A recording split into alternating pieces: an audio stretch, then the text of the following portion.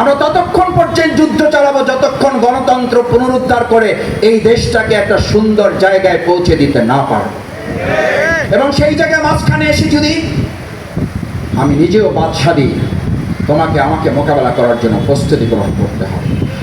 আমাদের যখন আর কোনো আশার আলো ছিল না, আমরা এটা বলেছি যে আমাদের রাজনৈতিক ধারাবাহিকতা কর্মসূচি ছিল, কিন্তু আমাদের এই ছাত্র জনতা যখন বলেছে বুকের ভিতর অনেক ঝড়, যত পারো গুলি কর, এই গুলি করার তরুণ ছাত্র প্রজন্ম যখন এই বাংলাদেশের আনাচে কানাচে থেকে বের হয়ে এসছে, তখন আমি বলেছি আমাদের বাংলাদেশে আমরা শুধু খুনি হাসিনার ফ্যাসিস্টকে পরাজিত করি নাই, আমরা পার্শ্ববর্তী একটা আধিপত্য রাষ্ট্রের অঙ্গরাজ্য বানানো ষড়যন্ত্রকে আমরা কবর রচনা করেছি। কারণ আপনারা দেখেছেন তখন আমাদের ছাত্রদেরকে গুলি করার লুঙ্গি পরা অবস্থায় আমাদের শ্রদ্ধেয় শিক্ষক যেমন রাস্তায় নেমে প্রেস ক্লাবে গিয়েছেন, এই লুঙ্গি পরা শিক্ষকের অস্তিত্ব দেখে আমাদের বড় বড় বিল্ডিং গুলো থেকে লুঙ্গি পরা কতিপয় পার্শ্ববর্তী রাষ্ট্রের দোসররা হেলিকপ্টারে করে পালাতে বাধ্য হয়েছে। আপনারা প্যান্টের উপরে লুঙ্গি পরেছেন বলেই আমাদের দেশের ফ্যাসিবাদকে শুধু আমরা পতন ঘটাই নাই, আপনাদের এই প্যান্টের উপরে লুঙ্গি পরার আন্দোলনে আমাদের বাংলাদেশের ফ্যাসিবাদের কবর রচনা করেছি। আমরা পার্শ্ববর্তী একটা রাষ্ট্রের চক্ষু রাঙানো এবং তাদের দাদাগিরির আমরা কবর রচনা করেছি। আমাদের ছেলেরা, তরুণেরা, ছাত্র শিক্ষার্থীরা সেজন্য সেদিন স্লোগান তুলেছিল, ঢাকা না দিল্লি। কেন? এই জন্যই যে এই দেশের তরুণ ছাত্র সমাজ, দামাল ছেলেরা আর কোনো রক্তচক্ষু আধিপত্যবাদ মেনে নেবে না। দ্বিতীয় কথাটি বলতে চাই, সম্মানিত শিক্ষক মণ্ডলী, শ্রদ্ধাভাজন সাংবাদিক বৃন্দ, আমার তরুণ প্রজন্মের ভাইয়েরা, এই দেশটা এখন তোমাদের। আমি তোমাদেরকে তুমি করে বলছি এই জন্য যে তোমাদের প্রতি তুমি বললে যে স্নেহ, যে মায়া, যে আবদারটা তৈরি হবে, সেই জায়গাটা তোমাদেরকে ধারণ করতে হবে। তোমরাই বলেছিলে আমাদের আবু সাইদ মুগ্ধ, আমাদের শেষ হয়নি যুদ্ধ, আমরা ততক্ষণ পর্যন্ত যুদ্ধ চালাবো যতক্ষণ গণতন্ত্র পুনরুদ্ধার করে এই দেশটাকে একটা সুন্দর জায়গায় পৌঁছে দিতে না পারব। এবং সেই জায়গায় মাঝখানে এসে যদি আমি নিজেও বাদশা দিই, তোমাকে আমাকে মোকাবেলা করার জন্য প্রস্তুতি গ্রহণ করতে হবে। আমাকে সামনে দেওয়ার জন্য তোমাকে অনুরোধ করে যাচ্ছি। শফিকুল ইসলাম মাসুদ 2009 সাল থেকে শুরু করে 2024 সাল পর্যন্ত যত আঘাতপ্রাপ্ত হোক, তার মুখেও যদি ফ্যাসিবাদকে আনুকূল্য দিয়ে কোনো বক্তব্যের একটা লাইনও বের হয়, শফিকুল ইসলাম মাসুদকেও যেন এই জাতি ছাড় না দেয়। কারণ আবেগ এবং আনুকূল্যতার এই প্রবাহমানতা ব্যবহার করে আমাদের অসংখ্য শহীদ, আহত বঙ্গবন্ধুদের সাথে কোনো বেইমানি কেউ করতে পারে না।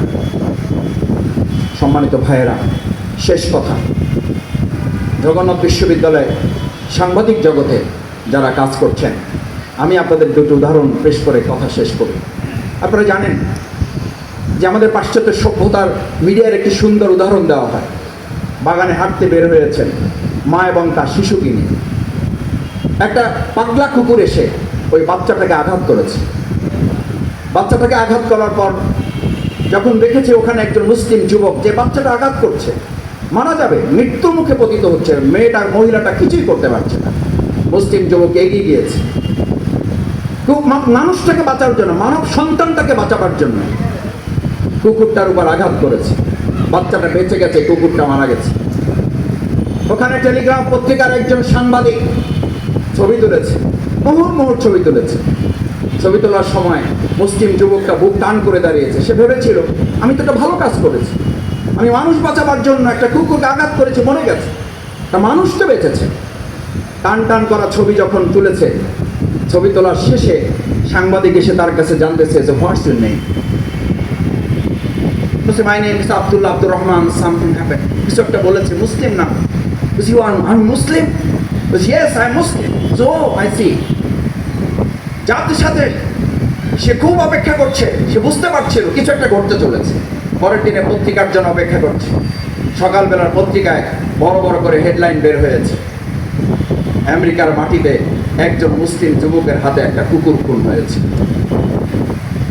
দেখেন, আমাদের এই প্রিয় মাতৃভূমি বাংলাদেশে বিগত 17 বছরে এবং অসংখ্য ফ্যাসিবাদী সাংবাদিকতার জন্মই সরকার দিয়েছিল, এবং আমি সেই সাংবাদিকদেরকে একটু ধন্যবাদও জানাতে চাই।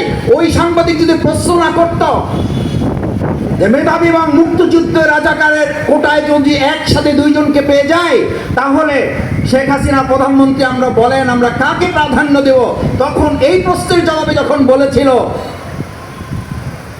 মুক্তিযুদ্ধের সন্তানেরা পাবে না তো রাজাকারের নাতিপুতিরা পাবে, এই একটা কথা ওই সাংবাদিকের মাধ্যমে শেখ হাসিনার মুখ থেকে বের হওয়ার কারণে বাংলাদেশের পরিস্থিতি পরিবর্তন হয়ে গেছে।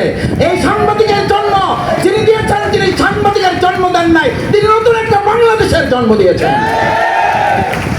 আমি সাংবাদিক ভাইদের কাছে বলতে চাই, ওইরকম আবার রাজাকারের নাতিপুতির প্রশ্নের কোন সাংবাদিক তেল মর্দন করার জন্য যদি আসে, রাজনীতিবিদরা যেমন রাজনৈতিক অঙ্গনে সন্ত্রাসের মোকাবেলা করবে, কলম সৈনিকেরা আপনারা আপনাদের হাতের কলম দিয়ে আগামী দিনেও কোনো ফ্যাসিবাদকে কেউ লালন করতে চাইলে আমরা মাঠের কর্মী, মাঠ যোদ্ধা হিসাবে, আপনাদের কলম সৈনিক হিসাবে দুই জায়গায় একত্রিত হয়ে মাঠ যোদ্ধা এবং কলম যোদ্ধারা আগামী দিনের যে কোনো ফ্যাসিবাদকে আমরা মোকাবেলা করব।